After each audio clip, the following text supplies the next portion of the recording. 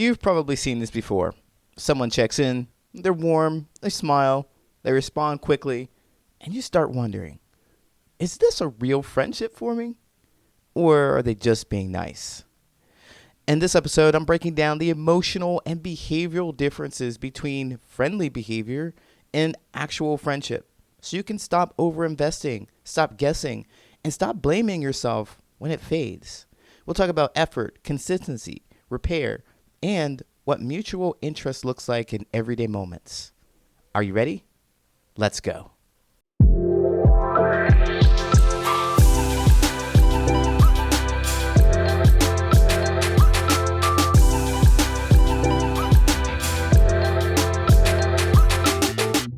What's going on? My name is Coach Lee Hopkins. Our pronouns are he, him, his, and you're listening to the Patterns of Possibility podcast, the podcast for late identified autistic adults who want real relationships without fake masks.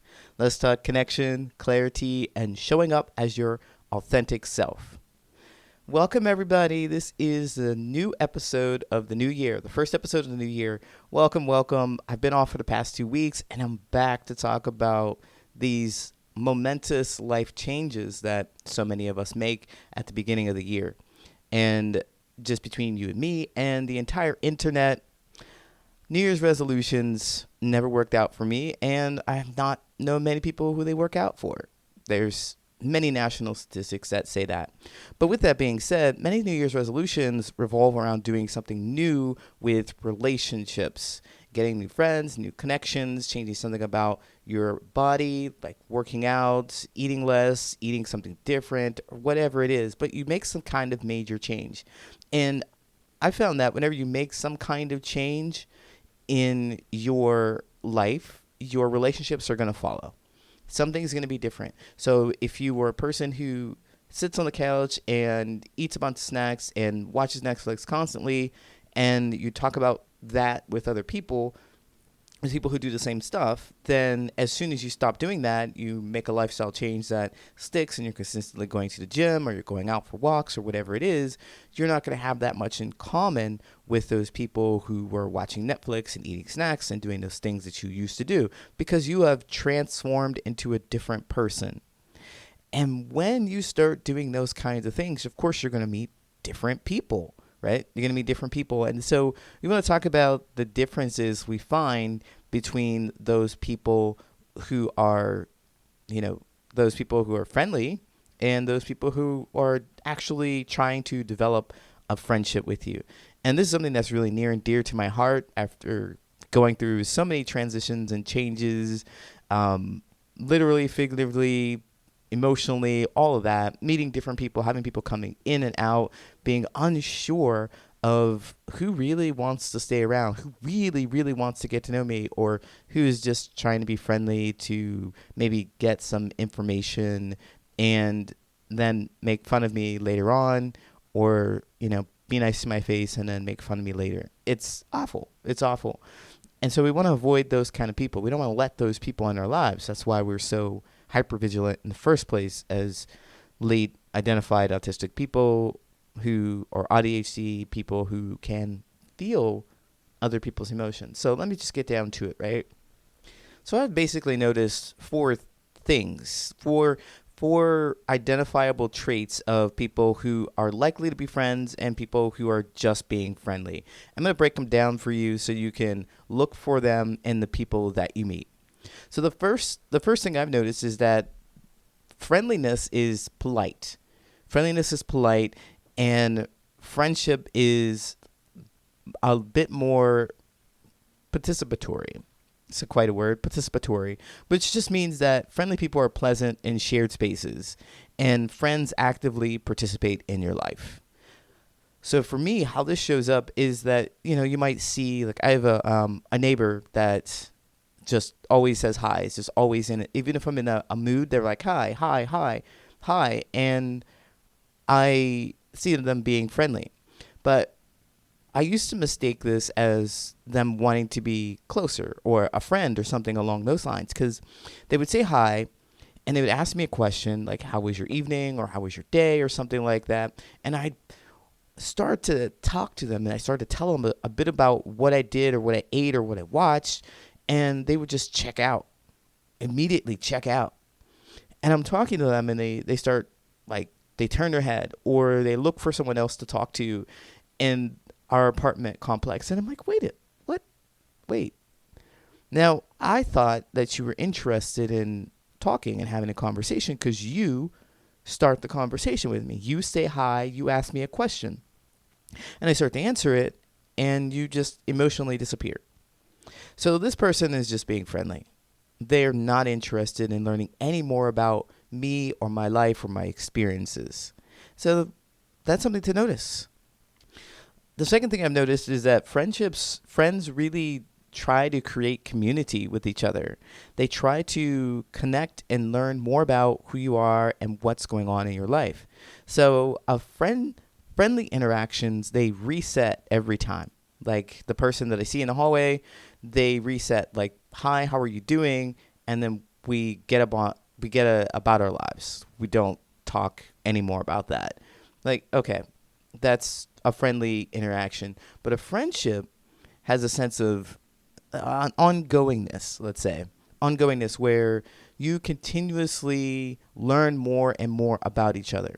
Like that interaction between that person in my building, we will always just say hi to each other and we won't learn any more about each other's lives.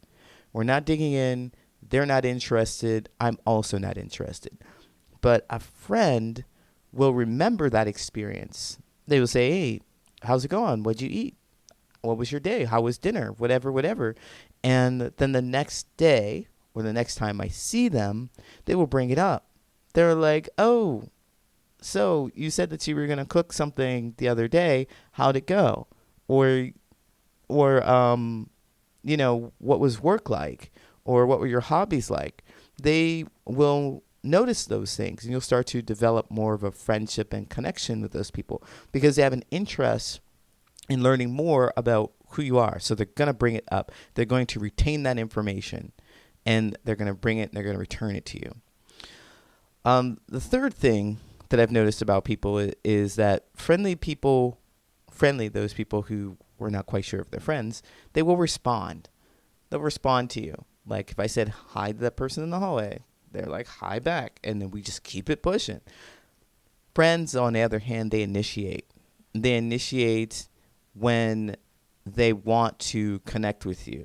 They might, let's say, knock on your door and say, "Hey, are you doing something?" They might send you a text message. They might give you a call. They might send you an email to invite you to do something. They want to be close to you. They want to learn more about you. It's not just a happenstance that you meet each other in a hallway. It's not a happenstance that you meet each other walking down the street and you say hello.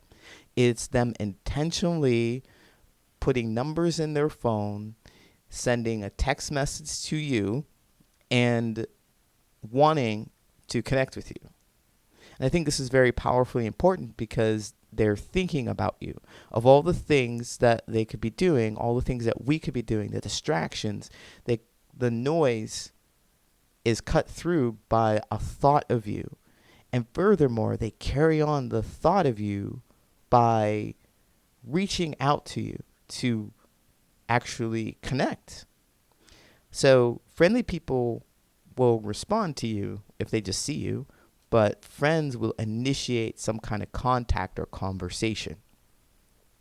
The fourth thing I noticed about friends and friendly people is that friendship includes repair.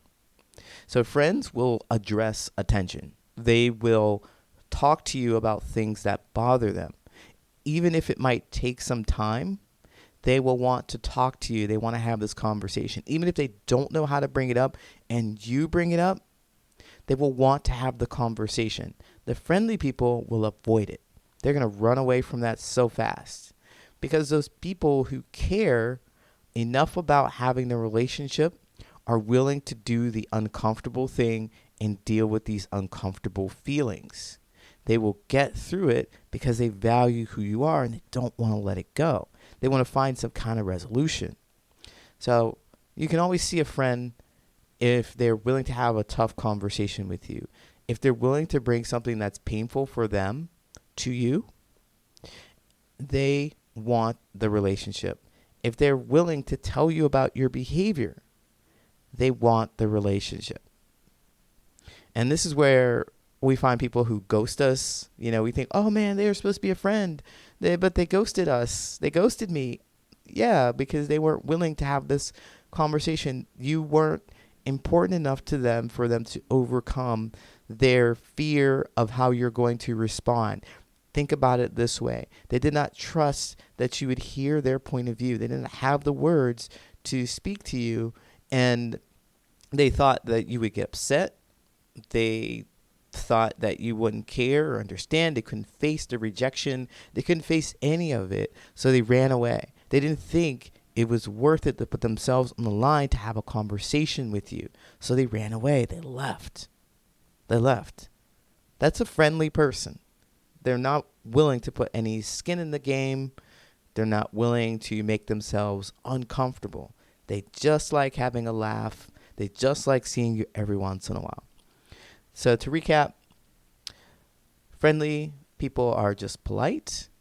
They're pleasant in shared spaces. Friendly people, they don't remember things about you. They just say hello, and it restarts over and over again. Friendly people reply when you speak to them. That's just pretty much it. They're not going to initiate anything. And friendly people avoid confrontation or difficult conversations. So with these 4 things, it took me a long time to actually categorize them and put them into something, because I thought that doing all of the friendly things automatically meant that it was a friendship. And that's what was confusing about being autistic, is that most people that I've seen, just my observations, they say hi and bye, and then they talk shit about each other later on. And I thought, wow, that's what friends do? I don't like that, but I guess I need to get with the program. And as I grew up, I'm like, okay, this is not working for me. It doesn't feel good for me to listen to people who I really don't think care about me. They don't demonstrate that they care about me. And this led me down to thinking about, what do I really want in a friendship? Like, I don't have to do what everybody else does. It's exhausting. It's actually crazy making for me to want to share something deep with someone who I know doesn't care, could not care any less. The next time I talk to them about it, they don't even remember. They wouldn't bring it up to check on me to see how things were. And I would spend so much energy trying to corral those friendly people and turn them into friends. So I no longer do that. And that's pretty much why I started doing what I do now, is because I just wanted to figure out what worked for me. And when I started to figure out what worked for me, I thought, well, I'm just going to tell other people about what I discovered. And if you'd like to meet people who understand what friendship is, like the real kind of friendship, they know the difference between friendly and friendship, then come to one of my events. We have open coaching that's available for everybody to join, ask your questions about your relationships. And we also have the structured social hour. If you're struggling with knowing what to say to start the conversations, you want to cut through all the fluff about what relationships really are and get to the meat of what a friendship is. I have questions. I have things designed to help you start better conversations with people so you don't have to wonder. All right? Come to that. Check out my events, patternsofpossibility.com/events. It's absolutely free to join, and it's going to be a lot of fun. To wrap this up, being friendly is a good thing. It is beneficial to you to see people in the hallway and say hello to them. It's beneficial to wave to people that you see on a regular basis, because it creates a sense of safety for them. They feel like, oh, you're a safe person, you're kind. They just automatically assume that 2 or 3 seconds with you that you're a kind person and that they like that and that you're safe. Maybe they don't want to know any more about your life, but they also want to know that they're not living with somebody who's going to one day harm them or something like that. And that association with friendliness is pretty strong, right? So it's beneficial to do that. It's performance, but it lasts for 2 to 3 seconds. If you can make it through it, then you do it. But the problem is that we identify that and we say, okay, these people want to know more about me. And there's a way you can discover whether or not they want to know more about you. And this is with strategic vulnerability. If you have not seen the video on my website, you may as well go watch that video. It's 7 minutes long. It's going to talk about what to say so that you can connect with the right people. So how do you move the relationship from being about acquaintance who says hello or waves to somebody who really wants to be known, or they want to know you, right? So how do you start that process? How do you know it for yourself? You can find that out on my website, parentsofpossibility.com. You'll find this video about how to be vulnerable without being overexposed. And you can find it on YouTube as well. All right, let's wrap this up. If you've heard something today that has helped you see yourself in relationships a little differently, then I'd love to hear your thoughts. You can leave a comment here, or you can reach me at patternsofpossibility@gmail.com. I'd love to hear your thoughts.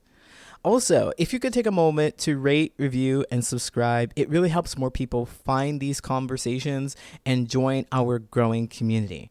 And speaking of community, if you're looking for a space where you can express yourself and be met with curiosity rather than rejection as a late diagnosed autistic adult, then come visit theparentsofpossibility.com and find your community there. Learn more about what we're doing. We're connecting with others. You can be yourself and authenticity in this space. Find other people who've had your experiences, who know what you're going through, so you don't have to do this alone.